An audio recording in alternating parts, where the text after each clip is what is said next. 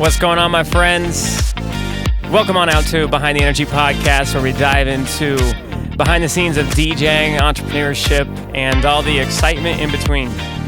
We got some friends, some cool people joining us, and a lot of fun stories. So without further ado, let's jump into Behind the Energy podcast. Ladies and gentlemen, party people, listeners, not my mom and dad. I don't think they listen to the podcast. Party people, welcome out to Behind the Energy podcast. This one is going to be incredibly unique because we got my boy Blake Austin in the house as our special guest. And out of the years knowing each other and of each other, we've never had a legit conversation until this podcast. Yeah, it's going to be fun.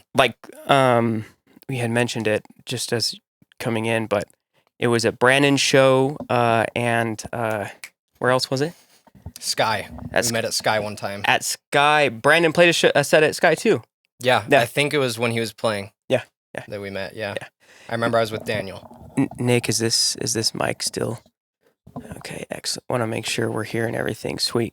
For the listeners, this is going to be super unique because, like, if you know what Sky is, and you know Brandon's show, like, music's bumping, lights down low, and it's hard to have like a legit, real conversation. So I'm like, "Hey, what's up, bro? What's up, Nick Nord? How you doing, bro?" And then you go dance or whatever. So we haven't had a real conversation, and we're having one now on the podcast to get to know you a little bit more, Blake, and get to know your story as a DJ, as a producer, as an entrepreneur. Okay, I got a few notes to keep me focused here. So that said, Blake, you are 23. 23, yeah. From Idaho. Mm-hmm. Before we talk, like, DJing in recent years, can you take a few minutes and tell me a little bit more about, I guess, the beginnings of your interest in music or DJing? Like, when did you first pick up that controller or have that idea to start DJing, and then, or did the producing come before? Like, were you a musician or something like that? Yeah, for sure. Yeah. So, I mean, I kind of guess that, like, it started when I was probably 8 or 9. I was in, like, piano lessons as a kid and hated piano lessons. So I started taking guitar lessons and played guitar in like a small band in like my middle school that we formed. Did you do like a battle of the bands or something? Yeah, there was all that kind of stuff. We would like play at lunchtime and stuff. It was funny. There we go. But that was kind of how I got involved in, like, you know, creating music, performing, that kind of stuff. And it wasn't until I want to say, like, 8th grade year, so I was probably like 14, maybe 13. And I was on the student council at my junior high. Okay. And they wanted to do a dance, but they didn't really have a budget. And everybody knew that I was kind of like involved in music in one way or another. And so I just told them, hey, if you rent the speakers, like, I can bring my laptop and plug in and play. Like off Spotify or something? Yeah, just like off Spotify. Okay. And so that was the plan. But then there's this other kid in my high school, or I guess it was junior high at that point. There's this other kid that was like actually into DJing, right? And I mean, at that point, like, I think he had like virtual DJ on his laptop, and I thought that was like legit DJing. And so I kind of teamed up with him. Bro, it was at the time. It was. I mean, didn't know, like, it was the coolest thing ever. Yeah, for 13, 14-year-olds, like, it was dope. So I kind of got on that train with him, and then ended up buying like a $200 like Newmark controller. Every single DJ that has been in here has bought in the same plastic one that's like this size. Yeah, I know exactly what one you're talking about. Yeah. So that was my first controller. We played that dance in like kind of a back-to-back style, even though we didn't know what back-to-back meant.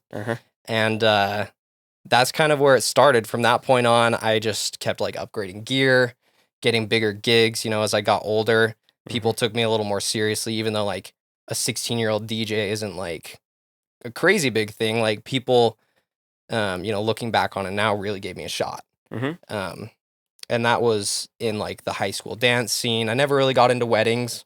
Don't ever really plan to, because I've always been more focused on like the artistic side of DJing. right? And so I would do these like high school dances, high school parties, and growing up in Rexburg, we had BYU Idaho right there. Yeah. And so there were all sorts of like college dances going on all the time. Gotcha. And back at that time, 2013, 2014, 2015, it was like a really poppin' scene, believe it or not. And so it's changed since then. Oh yeah, it's changed since then for sure. Sorry, real quick, I want to take a quick second. So you were in middle school when you and your buddy bought this controller, the Newmark, and did that kind of dance stomp, if you will. And at that point, did you start saving up money and buying a sound system or lights and doing some kind of one-off like birthdays and more dances? Yeah. So great question. I it's kind of funny because like as a 15-year-old kid, like looking back, I kind of had like a pretty sophisticated entrepreneurial mind of like wanting to reinvest in the business and that kind of thing. So I definitely did do that. I reinvested in a nicer controller.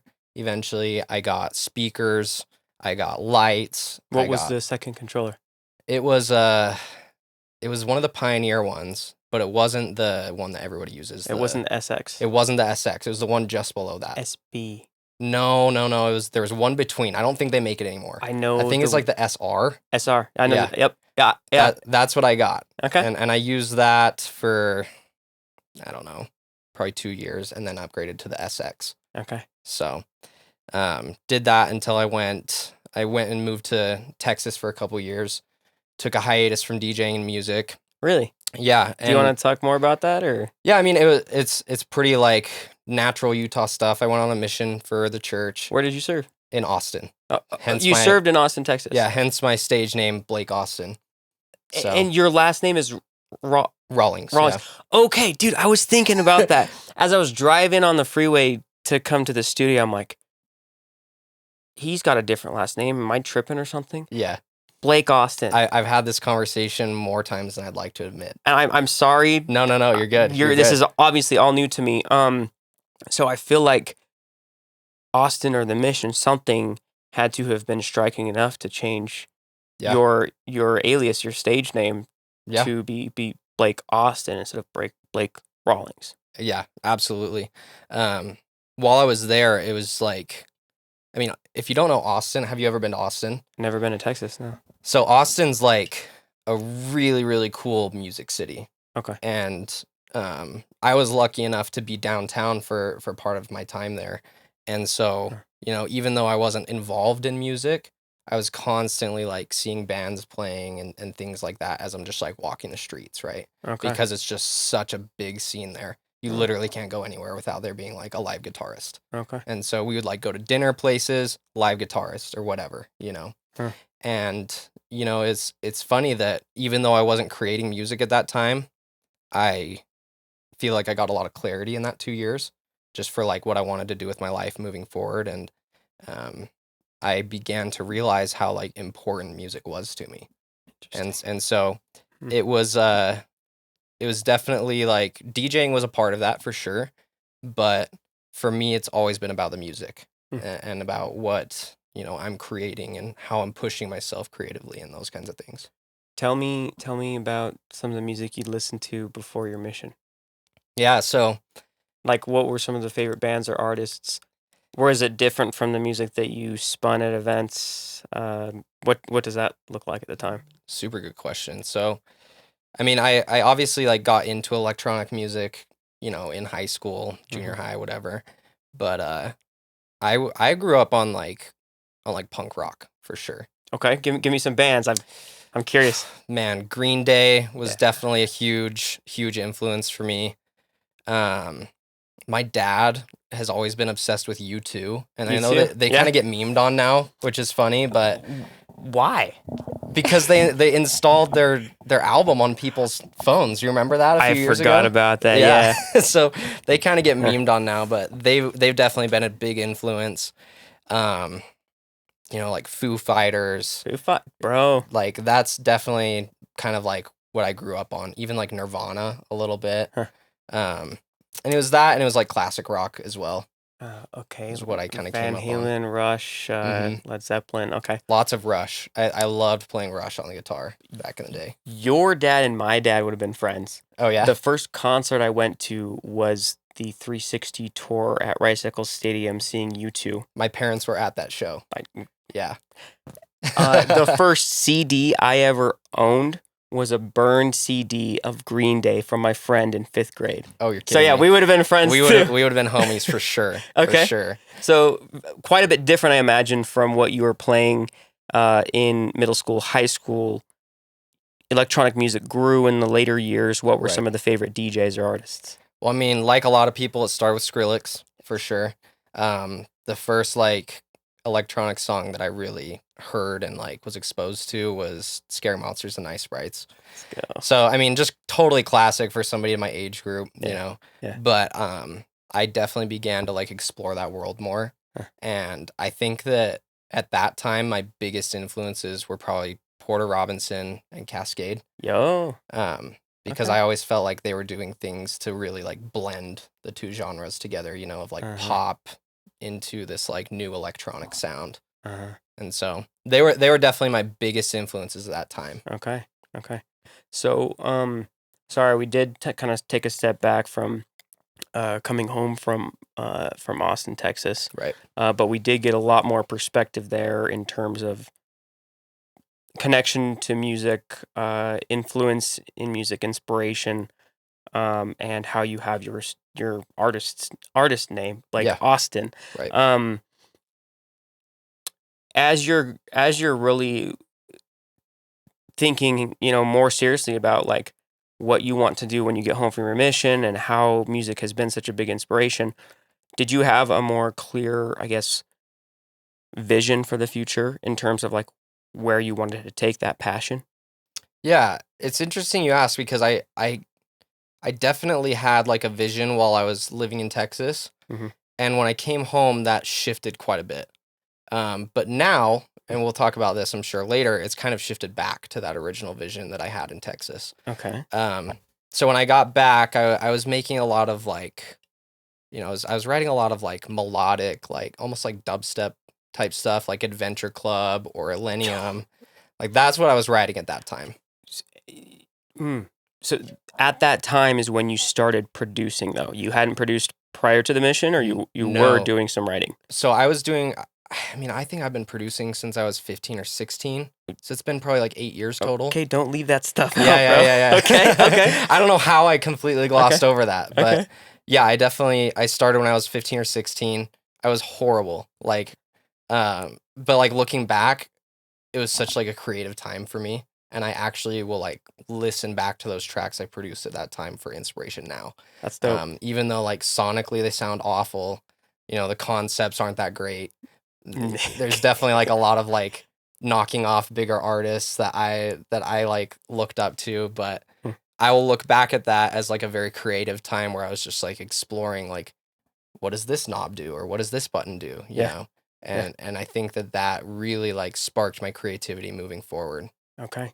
So the producing didn't start when you got home from the mission, but quite a few years prior to that. Yeah. So now we are home and we're a little bit more dialed in. Tell me again, sorry, where that vision was as you got home from the mission, and then continue, I guess, the timeline of the growth, if you will. Yeah. So I think to understand it, I've got to go right before I left to move to Austin. Okay. I was making a lot of like kind of European style house music right before I left, and I was kind of trying to figure that world out. It's definitely like I think that like house music, like tech house and dubstep are kind of like sonically the hardest genres to produce and do it really well, at least in like the electronic world. Okay. And so for me, at that time, there was a lot of like learning and growing going on as far as like how to make something sound professional. And I actually did a semester of school at Icon Collective at that time, just online. Is that specific for so- electronic producers? Yeah. So Okay, sick. I'll name some of their alumni because you'd know them. Like Nightmare went there, Slander, Ken Doll. There's like a huge roster. Jaws went there. Yo. So I decided to try my hand at that before I left to move to Austin, and that really like helped me to grow as a producer and become more like professional with it. Sorry, I keep interjecting, but No, I'm you're good. curious. Was it so hard for you to put a pause on DJing, producing in electronic music to go serve a mission? Hardest thing I've ever had to do. By far.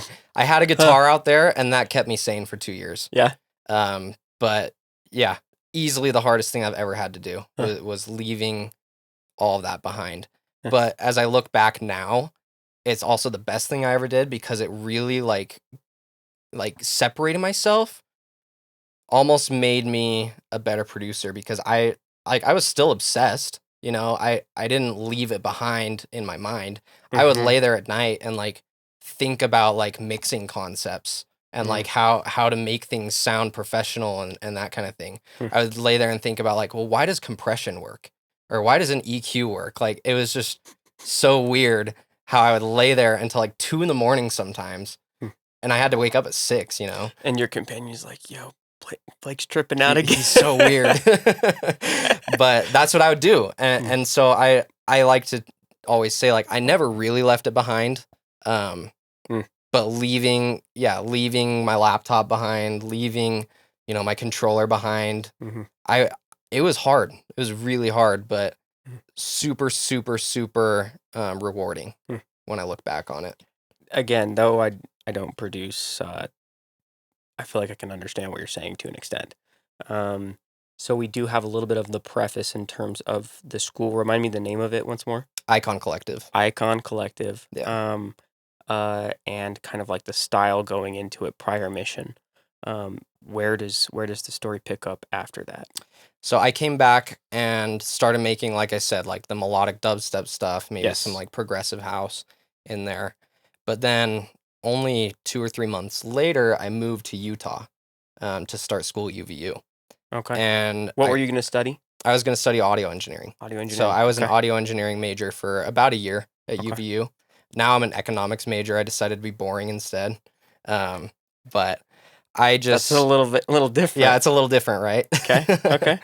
But I just came back, and when I moved to Utah, I almost immediately linked up with Brandon Estrada.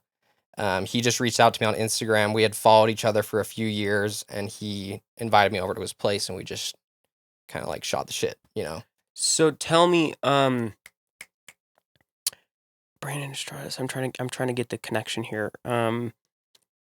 The DJ community, like I there's a few, I think, DJs in Idaho or even like event companies that I'd follow. Right. You had never met prior? You and Brandon had never met in person prior? We met one time very briefly at a Party Favor show in Salt Lake. It was was that at Sky? No, it was at I forget what it's called. It's that like outdoor venue downtown.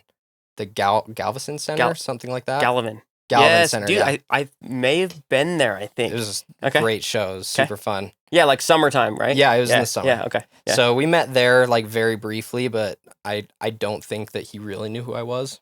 Huh. I just knew him as DJ Echo.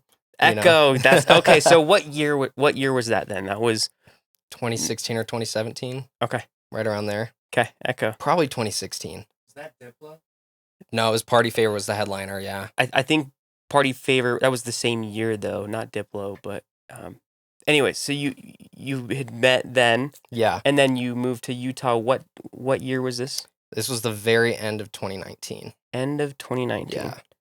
Oh, okay. Like between Christmas and New Year's, like literally the very end. What a great time to move and start your life and turn the page. Right. Okay. For about 3 months, it was really great. So you were going to happened. Start the spring of 2020 at UVU. Right. Okay. And you immediately connected with Brandon Estrada. Did y'all mix? Like, tell me more. Yeah. So Brandon's just like a super unique character. And I say that because he literally like knew almost nothing about me.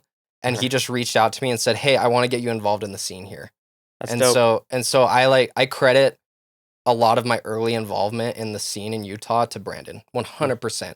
He like took me under his wing, and we really like cultivated a very good friendship. That still goes on today. You know, I don't see him as much anymore. But when I do, it's always like laughs and smiles and all that. So Dude, you're really, I mean, not even connecting dots, you're painting a picture for me, because again, I did know a lot of this, so right. that's really cool to hear. Did the, I guess, partnership, if you will, pick up pretty quickly from there, or tell me more about, I guess, the migration into Utah and the DJ community and the producing community, if you will. Yeah, so me and Brandon, I guess like kind of rewinding a little bit, I thought that, I don't know why, but I came back from Texas with the idea in my head that house music was dead. Oh, bro. And that nobody was making house music anymore. And I think I'm gonna use the excuse that I was like disconnected for 2 years. Okay. But when I came back, Brandon really kind of like helped me get back into that scene, because he was like really into it as well. And so with that, I started producing house a little bit more, and we began a duo called Mixed Signals. Yep. That went on for, probably 6-8 months, something like that we were really pushing that project. And like I said before, like me and Brandon were super, super good friends to this day. The only reason that Mixed Signals didn't continue was just purely creative differences, right? I wanted to go in a very different direction that I'm kind of in that vein now. And Brandon was going in a different direction. So it was literally just, creative differences. I would play back to back with Brandon anytime. I would invite him to the studio anytime. And you would have a blast and take your differences and creativity and make them work and complement each other. For sure. Actually, please continue. I had a thought, but I'm gonna save it for a moment. Sure. Please continue. We've got maybe about like 10 or 12 more minutes for the episode, but please tell me a little bit more. Yeah, I mean, we just playing events. Yeah, we played a few events. Obviously, like 2020 was a weird time. And so we played a few, but it was few and far between as far as events in general that year, But eventually we decided to kind of put Mixed Signals to rest and move forward with our individual projects. And for me, that was Blake Austin. So Blake Austin started as a project, kind of just taking my side of Mixed Signals and moving it forward with house music. And that's around the time that I kind of linked up with the Operation Brainstorm crew down in Provo, and started kind of like hanging around those guys, making more house music. Tell me more, Operation Brainstorm crew. Yeah, so they're I guess I'm definitely like a part of it now. So we're I guess like an event company. Okay. But it's highly curated to house music in Provo. Yo. So we'll bring out artists like we've had Mr. Tape, Zenlo. We just had Sebastian Knight and Type 3 out. We've had Treasure Fingers, Grensta. We had Cascade out, which was crazy. Was that like super underground? Because like I think I saw a few videos. I'm like, how are you there, and why does that look like a room of maybe 100 people? It was at Valor in Provo, if you've ever been there. I don't know that I have. I've heard of it many times. So, yeah, there's a cap of maybe like 200 or 300 people in there. Bro. And so this was, when they had Cascade out, this was far before I was involved, but I was at that event, and it was like one of the craziest experiences of my whole life. Okay, when we're not recording a podcast, I want to know more about this collective, if you will, because I love just about every trap music. I loved it for a time. It's kind of beyond me now. Dubstep, I can appreciate it for a few songs, and then my neck needs a rest. But I love house music. I mean, progressive house, tech house, just house music in general. Like that's my cup of tea. So I'm genuinely intrigued. So you've been doing some events with them, hosting, and I imagine even collaborating in terms of like producing and stuff? Yeah. So most of the people involved with Operation Brainstorm are producers. So like Zenlo is one of the top guys, and I really credit him with like mentoring me over the last year or two. Hmm. We've gotten super close. He's in LA now, pursuing music out there, and absolutely killing it. So That's dope. But yeah, I mean, I got involved with them, specifically with Taylor Zenlow. He kind of helped me to find my sound within the tech house community, and I did that for a while. I was probably doing tech house for about a year, and it was, let's see, it's March, so probably like 8 months ago now that I kind of turned from that and started producing more lo-fi house, progressive house, deep house, more chill, melodic, laid back stuff. And that's kind of where my project is heading. Only reason I turned away from that is just that the industry is brutal. It really is. And I was creating these tracks that would pop off at parties or in clubs, like I had never seen before. Like, and I don't say this to, like, toot my own horn or like, or anything like that, but it was like, I would play a set of tech house, and the songs that I made were the ones that people went craziest to. And I'm not, I mean, there's different kinds of DJs, right? There's different flavors of us DJs. Yeah. I'm not a DJ that gets on the mic. Yeah. It's just not my thing, you know? And so nobody knew they were my songs. And so I would have that experience, and then like the next week I would have like labels just dogging on my songs, you know? Really? Oh yeah. And it was just like you had released them, you had promoted them, you're sharing them with the people. Never released them. So I actually just had my debut release like a week ago. Oh, I was gonna get there, dang it! I was gonna get there. Labels dogging on your songs. Yeah. How did they hear it or get access to it? Like sending it in. So during the pandemic, a lot of labels started doing Twitch streams where they would listen to the songs live and give you live feedback. Really? Yeah. So which is sick. And I really like grew a lot from that. Because I started doing that at the very beginning of the pandemic. You know, I saw that opportunity and kind of seized it. Interesting. But while I had some like really cool opportunities, like I think Brandon talked about one of our tracks that we created together was played by Dr. Fresh. Silly Rabbit? Silly Rabbit, yeah. Which is yet to come out. I actually need to talk to Brandon about that. I'll probably call him after this.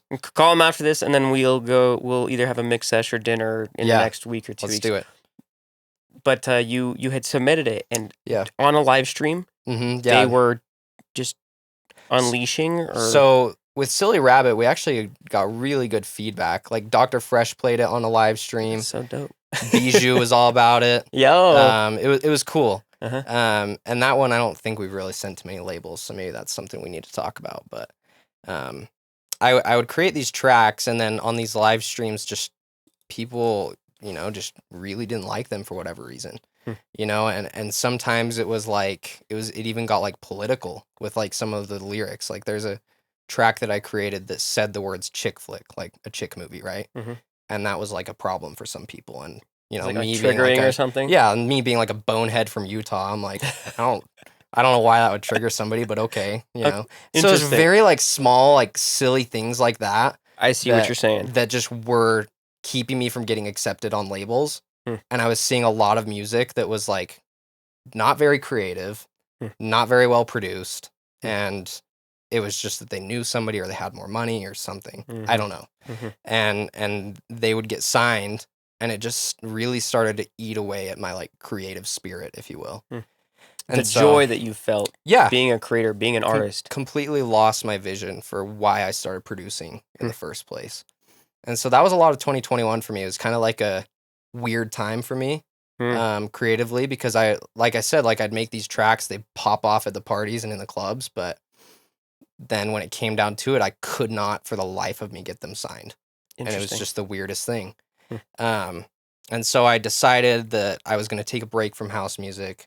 I wrote a few like melodic house tracks, and really found that was like a much more natural writing process for me as an artist, and eventually decided that was what I needed to do moving forward. So are gonna move forward just a little bit. Sure. You just had your first debut single come out. I've listened to it. I listened to it like 4 times today. Oh yeah? Yes. I appreciate it. No, I listened. So I listened to it when it came out. But like just to get psyched for today and to get in the zone, I listened to it. What would you categorize that sound, that feel as? Um, with Lost, it's probably more of like a progressive house track. Like modern progressive house, right? The modern seems like a necessary word, Right. Because it doesn't. I feel like it's an appropriate progression, if you Right. will. Does that make sense? Yeah, no, totally. Because like, if you would have said progressive house to me 5 years ago, I would think like Martin Garrix on the main stage. It's like big room, like big huge room festival. Yeah. Definitely not Yeah. that. It's definitely like a chill, relaxing song. I kind of picture the vibe being like driving through the canyon, Well, in the the fall. visual that you, I mean, you promote it with kind of like that river, Yeah. moving quickly but swiftly through it. Right. Kind of paints that picture, that feel as well.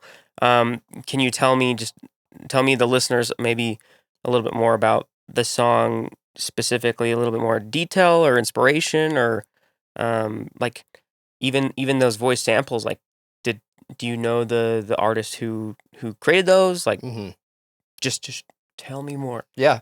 So it's funny because Lost is the first track that I wrote during that time of like a creative slump. And it was when I was like, you know what, I need to take a break from tech house because it's not fun anymore. I had a couple of my close friends come over and I was like writing tech house and they were like, are you having fun? Are you having fun doing this? Because it seems like you're just stressed out about labels. Those are good friends. Yeah, they're great friends. And so that was when I kind of decided to like take a break. I wrote Lost as well as a few other tracks, but Lost kind of kept coming. I kept coming back to it. I would listen to it in the car, or I would open up the project file and kind of like dive in again. And eventually, I mean, I think it was probably 2-3 months ago, I just decided to kind of like rework it and make it feel modern. And that's what is on Spotify, Apple Music today. Excuse me. This this debut single then has been in the creative pipeline for 8 months. Yeah. Maybe Yeah, more. I think I wrote it in September last year. Okay, so September 21. Yeah. And it's March 21st. Yeah. Okay. Came out on the 16th, so yeah. Yo. 7-8 months. How does it feel? Are you getting a lot of good feedback? I saw it on your story, getting added on some playlists. Like, that's a big deal. Yeah, that's been huge. I've been getting playlisted quite a bit, which I hoped for, but I didn't expect necessarily. At this point, it's kind of just, self-releasing a track without a label is like a whole different beast, right?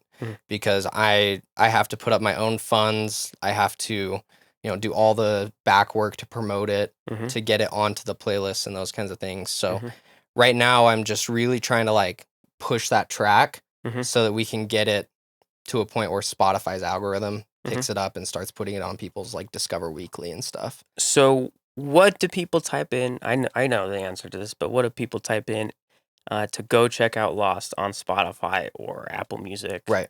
So you can just search Blake Austin Lost. Blake. Yeah. Spelled exactly how it sounds. AUSTIN LOST. There we go. Or you can go to my Instagram, Blake Austin Sounds, and it's linked in my bio. There we go. So awesome. So I got 3 more quick points I want to shoot you with. One of which, can you take a minute and tell me maybe plans or goals or excitement for the future, whether that be this year, 2, 3, 4 years out? Yeah. And then I got 2 other quick questions for you. Sure. I'm excited that you asked, because I actually have, as of last night, soft confirmed that my next release, it's actually a remix for another local group here in Salt Lake. What's the name? Eternal. So Okay. they just played like Dos Energy this last year. Let's go. They're absolutely killing it. I wrote a remix for them from their album that came out last year, and that new track should be coming out beginning of April at some point. Yo, that's dope. That's right around the corner. Right around the corner. Okay. So I'm excited that we're just pumping them out. Other than that, I've had the last 8 months of like kind of just like creative I don't even know how to say it without being like gross, but it's kind of been like a creative barf that I've had since I really like took this new direction, and I've just been writing so much music. It's been awesome. So I've got a whole lot more that's going to be coming out this year and well into next year. It's just right now it's just about, finishing details and getting the final spice on it, I guess. Maybe an EP or something in the fall. Yeah. I'm definitely considering all options. I'm kind of weird about EPs and albums. I feel like unless I have the inspiration to write a collective work of 5 to 10 songs that sound cohesive, I don't want to do it. I'd rather put them out as singles. Fair enough. Just because I want like an EP to be like a certain mood or an album to be a certain mood. You want each track to represent itself the way in which you intend it, or you want the EP or the album to do the same thing? Yeah, if it's an EP or an album, I want it to feel like a collective work, if that makes sense. Makes total sense. Even though you will have your own kind of sound defined, if you will. Makes sense. Yeah. Okay, so are you a junior right now? Yeah, coming up on my junior year. Yeah. Okay, so when you graduate, you're not going to go get a financial job, and you're going to continue producing music. Shake my hand, Blake. Shake my hand. We'll see, man.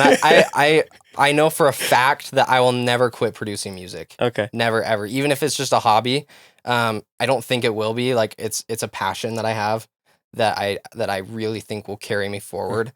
But even if I like work a financial job, I promise I'm going to be producing music at night and pursuing that dream. Okay. Okay. Good. I in a way I'm kind of joking, but like for example, Austin Birch, DJ Argus. Yeah. He's been telling me and has been talking for a while about like he's a junior right now, or going into his junior year, if you will, and talking about higher education, which I'm all supportive of. But I know him to be an incredible entrepreneur and incredibly intelligent. And I'm just like, Austin, I know you, and I know, doing a master's or PhD, you'd crush it, and it will serve you well and many others well. But you are an entrepreneur, and I want you to do what you were put on this earth to do. So in a way, I'm joking, but I think you get what I'm trying to say. No, absolutely. So Blake, two other quick questions I want to drill you with, and I think this is really aimed towards the listeners, if you will. Sure. Let's start DJing, and then I want to talk producing. So in terms of DJing, what do people not think about or not consider when they want to begin DJing? Like whether that's mobile events, whether that's clubs, whether that's DJing on air or turntables or CDJs, whatever kind of DJing that is. Yeah. What do you think is something that people don't know about or don't consider and might be helpful for them to know? I think it's important to consider why. Why do you want to start DJing? Okay. Do you want to start DJing to play as many events as you can? That's awesome if you do. Or do you want to start DJing as like an artistic outlet? Kind of more like where I come from. It's very important to consider your why. And I wish that I had considered my why earlier, if that makes sense. Because now I feel like I'm in a very healthy place with DJing where I personally, I use it as a creative outlet. I use it as a way to get my music heard, right? Whereas somebody like yourself, like I know you're booked like all the time. And I have a lot of friends that are kind of the same way, and that's like awesome. And for you, it's artistic in a different way of like, how do I move a crowd, or how do I like get a crowd really loving what I'm doing and being in the moment? I think that for somebody who's wanting to get into it and wanting to start, consider your why. Ask yourself, do I want to be a producer and DJ? Do I want to be, like a mobile DJ who plays as many events as I can? And maybe you change your mind down the road, and that's fine. I definitely did. I think we all have at some point. Yeah. Whether they've been in the game for a year or 10 years or 20 years. Yeah, it's totally normal and natural. But that's what I wish I would have done when I was getting started. That's awesome. Considering my why. That's awesome. I completely agree. I think that would have helped me even narrow and even further to be more crystal clear on like how to move forward with more confidence, if you will. Yeah. My last question for you, Blake, is focused on producing. I asked actually Brandon Estrada the same question. Someone who's eager to get into producing, no matter the genre, what's something that you'd like to share with them or a piece of advice to help shorten their learning curve to be more proficient or confident as a producer? I think when you're starting producing, it's like learning a different language. It's really like it's a really steep learning curve at the start, but the longer you stick with it and the more time you put into it, the easier it gets. And then you kind of reach a different point where it gets hard again, and then it gets easier again, and that's just kind of how producing goes. But if I could go back and do it all over again, I would say, first and foremost, when you're picking a software, when you're finding your DAW, find the one that you know you can look at for like 8 hours at a time and not be like annoyed with the interface. Because I started on Ableton, hated it, and took a really long break, and then got on Logic and started using that. I used that for 6 years probably, and then I actually circled back to Ableton later once I was more like a proficient producer. But I think that the biggest thing that I could say to anybody that wants to get into producing is you're not going to break the software. You know, just go in there and screw around and see what different buttons do. I like really that. Explore, because you're not going to break it. Yeah, I like that. You can always reset it to the factory settings. Like it's not as like scary as I thought it was. And I think that you'll shorten your learning curve by just screwing around and like seeing what stuff does. Being more curious and playful with it, if you will. Yeah, don't take it so seriously. Okay. You're not going to be headlining EDC next year, bro. That's my plan. But that's what you think when you're going into it. It's what I thought. You open up your laptop and it's Ableton. And then you crack. That's what I thought. I thought like I've got to be like Martin Garrix. I was like, I'm already 15. Yeah, bro, I'm you're so behind old. the train. I was you're like, behind the curve. It's so ridiculous. And now I'm 23 and I'm like, no, I'm so young. There's like Tiesto's like ancient, you know what I mean? But he's still killing it and dropping bangers all the time. You know, Cascade is my mom's age. He's like 51. Sorry, Mom, I didn't mean to tell everybody your age. Is he? He's 51. He looks like he's 38. Yeah, he looks really good. I think it's because he surfs so much. Wow, okay. He's a relaxed dude. But like, that's the other thing that I would say to new producers is like, don't think that it's too late. You know, if you're 35 and you want to start producing, do it. That's a good point, because it's like such a awesome creative outlet, even if it's just a hobby. Like it's the most fun, the most challenging, and the most like engaging thing that I could ever recommend to somebody. You will never, ever, ever stop learning how to produce. Because it's just an endless learning curve. And I think you could say the same thing for DJing too. Absolutely. Yeah. Absolutely. Similar universes, different solar systems. I don't know. Yeah. You get what I'm saying. Yeah, I totally get it. Blake, we're there on time, bro. Do you have any last bits you'd like to share other than telling the guests to go check out Lost on all streaming platforms? Blake Austin in the house. Sorry, I had to do one more plug for you, bro. No, you're good. Anything else you'd like to share, or are we chilling? I think we're about good. Keep an eye out. I've got a lot of exciting stuff happening this year as far as releases go.